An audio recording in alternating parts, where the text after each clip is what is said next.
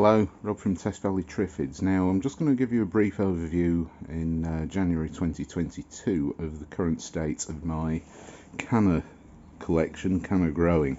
Starting off with this headachium, not really a canna, but I'll just use this as an example. This is quite a hardy plant, relatively. I'm growing all of these plants over winter in my greenhouse. Now this is still, quite green and lush. But this morning I've cut back this dwarf canna. That was a canna orange. Now that was looking pretty dead brown. So I've cut that right back. So that's all been hacked back along with this canna here.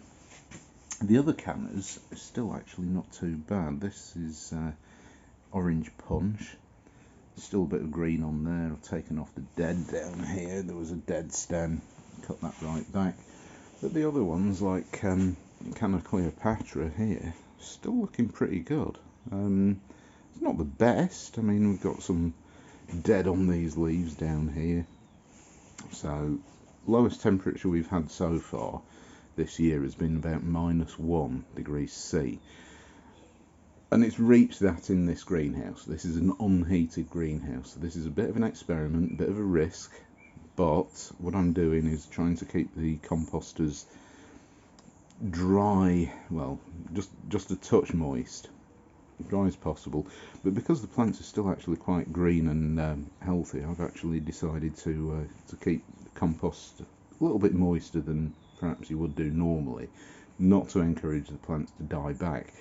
If we get a hard frost, I'm expecting that a lot of this growth will just die off. But as you can see, I mean, stopping watering at this stage with quite decent foliage is a bit unnecessary. Cannas don't have a dormancy period, so you can grow them all year round if the temperatures are adequate.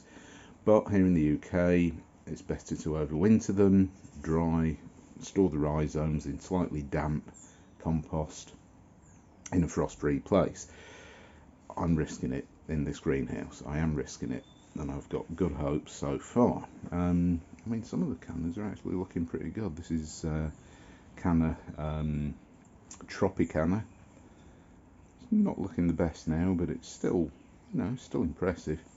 So, as and when we get some cold weather, this might all die off, and I'll have to put some horticultural fleece. I've got some horticultural fleece down here, bought from Amazon, which I shall put over the top of the pots to protect the rhizomes, because if they get frozen, they will die. So I'm going to make sure that that doesn't happen, or at least try my best. So yeah, that's the state of the cannas in January 2022. Thanks for watching, and I shall see you next time. Bye.